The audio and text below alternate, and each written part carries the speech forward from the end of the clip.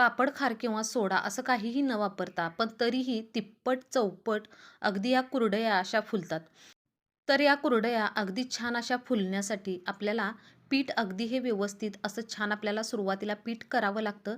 तर त्यासाठी आपण हे तांदळाचं पीठ कसं बनवलं यासाठी व्हिडिओ शेवटपर्यंत नक्की बघा आणि अगदी या कुरडया कुरकुरीत आणि खुसखुशीत होतात आणि अजिबात तेलकट या कुरडया होत नाहीत. तर या अगदी पांढऱ्या शुभ्र आणि तिप्पट चौपट फुलणाऱ्या उन्हाळी वाळवण्यासाठी कुरडया कशा करायच्या ते बघूया. पण चॅनेलवर नवीन असाल तर चॅनेलला नक्की सबस्क्राईब करा आणि व्हिडिओ थोडा जरी आवडला तर लाईक नक्की करा. तर आपल्याला सुरुवातीला एका भांड्यामध्ये आपल्याला इथं एक मी मोठं पातेलं असं तांदळाचं हे पीठ घेतलेलं आहे. आपल्याला पातेलं थोडंसं शिजवण्यासाठी मोठंच घ्यायचं आहे आणि ज्या भांड्याने आपण पीठ घेतलेलं आहे त्याच भांड्याने आपल्याला बरोबर 4 भांडी कोमट पाणी घ्यायचं आहे. आपल्याला थंड पाणी इथं वापरायचं नाही, कोमट पाणी आपल्याला वापरायचं आहे. इथं मी एक मोठं पातेलं पीठ घेतलं होतं, तर त्यासाठी त्याच भांड्याने आपल्याला 4 हे पातेलं इथं कोमट आपल्याला पाणी घ्यायचं आहे. आता हे पीठ करायचं कसं, तर तांदूळ 4 ते 5 दिवस पाण्यामध्ये आपल्याला भिजत घालायचं आहे. रोज त्या तांदळातील पाणी चेंज करायचं आणि दुसऱ्या दिवशी पुन्हा दुसरं पाणी त्यामध्ये घालायचं. असं आपल्याला 4 ते 5 दिवस तांदूळ हे भिजत घालायचे आहेत आणि त्यानंतर 5व्या किंवा 6व्या दिवशी आपल्याला हे तांदूळ उन्हामध्ये वाळवायचे आहेत आणि त्यानंतर आपल्याला हे पीठ दळून आणायचं आहे. यामुळे काय होतं की आपल्याला पापड, खार, सोडा वगैरे काहीही वापरण्याची गरज नाही. तांदूळ अगदी छान फुलल्यामुळे आपली कुरडई अगदी तिप्पट आणि चौपट अशी फुलून येते. तर आता पाणी आपण कोमट यामध्ये घातलेलं आहे. याला छान असं हे आपण एकजीव देखील करून घेतलेलं आहे. अगदी पिठाच्या आपल्याला सगळ्या गुठळ्या मोडून घ्यायच्या आहेत आणि पीठ आपल्याला एकसारखं हे करून घ्यायचं आहे. आता त्यानंतर आता यामध्ये मी चवीसाठी मीठ घालणार आहे. इथं साधारण मी 1.5 चमचा यामध्ये मीठ घालून घेतलेलं आहे. तुम्ही तुमच्या आवडीनुसार मीठ यामध्ये कमी जास्त करू शकता.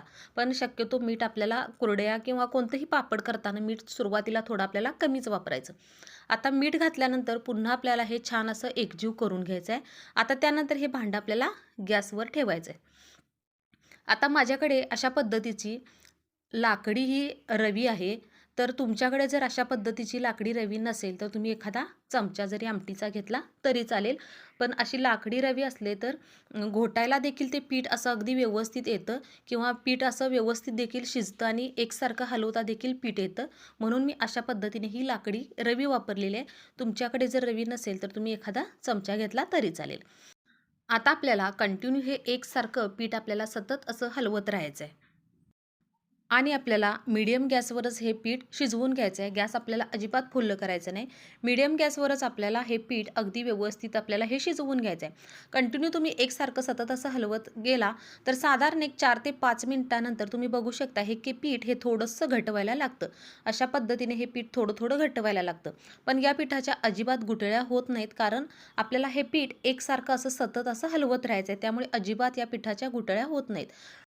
जवळ-जवळ आता एक 10 ते 12 मिनिट झालेले आहेत आणि तुम्ही बघू शकता की पीठ आपलं छान असं फुललेलं आहे. म्हणून आपल्याला कुरडया करताना कधीही थोडंसं भांडं हे पीठ शिजवण्यासाठी मोठंच घ्यायचं, कारण तांदळाचं पीठ असल्यामुळे पीठ अगदी पटकन असं फुलून येतं. त्यामुळे भांडं घेताना शक्यतो आपल्याला मोठं भांडं घ्यायचं आहे. आता आपल्याला असंच एकसारखं सतत असं हलवत राहायचं आहे की जेणेकरून या पिठामध्ये काही गुठळ्या वगैरे होणार नाहीत. तुम्हाला जर वाटत असेल की आता या पिठामध्ये गुठळ्या होत असतील तर अजिबात या पिठामध्ये गुठळ्या होत नाहीत, कारण सुरुवातीपासूनच आपण हे पीठ एकसारखं असं सतत असं हलवत राहिलेलं आहे. आता अधूनमधून आपल्याला अशा पद्धतीने थोडंसं पीठ हे कुस्करून घ्यायचं आहे.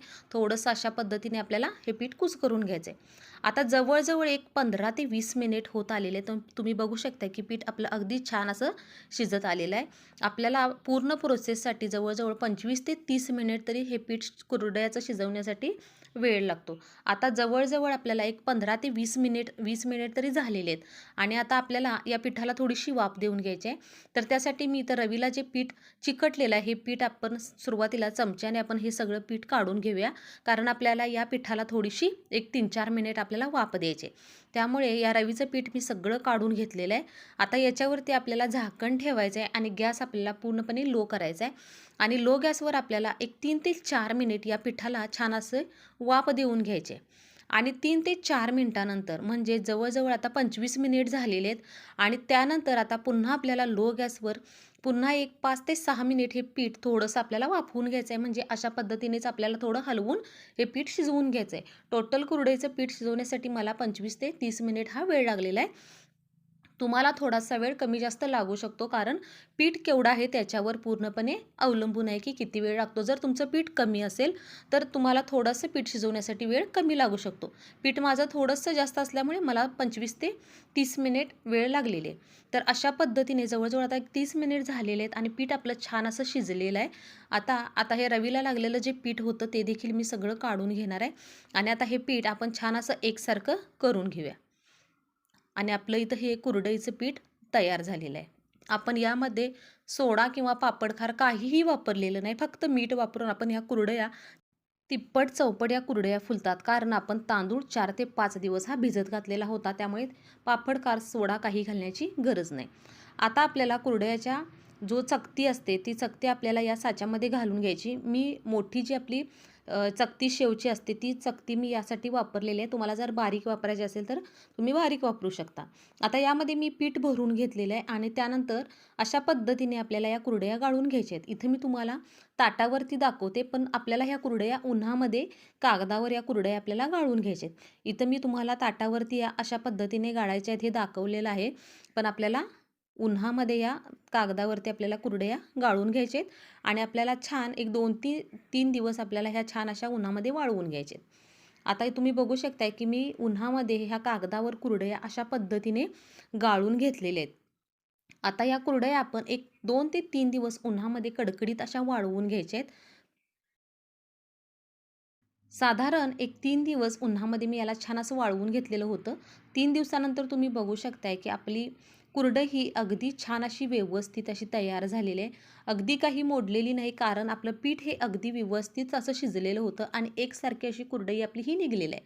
आता तेलात टाकल्यानंतर तुम्ही बघू शकताय की अगदी तिप्पट चौपट ही कुरडई अशी फुलून येते. आणि तेल शक्यतो छान कडकडीत गरम करायचं आणि त्यानंतरच आपल्याला पापड, कोणतंही पापड तळत असताना तेल शक्यतो कडकडीत छान गरम करायचं आणि त्यानंतरच पापड यामध्ये घालायचे. तुम्ही बघू शकताय की तेलात कुरडई टाकल्यानंतर अगदी तिप्पट चौपट कुरडई फुलून येते. आपण सोडा, पापडकार काहीही वापरलेलं नाही, पण तुम्ही बघू शकताय की अगदी कढई भरून ही कुरडई अशी फुलून वरती आलेली आहे. इथं मी मोठ्या शेवची चकती वापरली होती, त्यामुळे अगदी छान अशी कुरडई मोठी मोठी छान अशी झालेली आहे. तुम्हाला बारीक वापरायची असेल चकती तर तुम्ही बारीक वापरू शकता. तर अशा पद्धतीने मी इथं काही या कुरडया तळून घेतलेल्या आहेत. तुम्ही बघू शकताय की अगदी छान अशा तिप्पट चौपट या कुरडया अशा छान फुललेल्या आहेत आणि अजिबात काहीही कुरडई मोडलेली नाही. एकसारखी आपली कुरडई अशी छान अशी एका कलरवर अगदी पांढरी शुभ्र ही कुरडई तयार झालेली आहे. तर तुम्हाला मी एक मोडून देखील दाखवते की अजिबात ही कुरडई तेलकट देखील होत नाही आणि एकदम अशी खुसखुशीत झालेली आहे. तुमच्या आवाजावरून लक्षात येत असेल, एकदम कुरकुरीत आणि ही खुसखुशीत कुरडई तयार होते. तर अशा पद्धतीने तुम्ही एकदा नक्की पाण्याचे हे प्रमाण घेऊन आणि मी पीठ किंवा तांदूळ कसे भिजवायचे हे जे सांगितलं, तर तुम्ही अशा पद्धतीने नक्की कुरडई करून बघा. व्हिडिओ कसा वाटला कमेंट करून सांगा. आवडल्यास सबस्क्राईब नक्की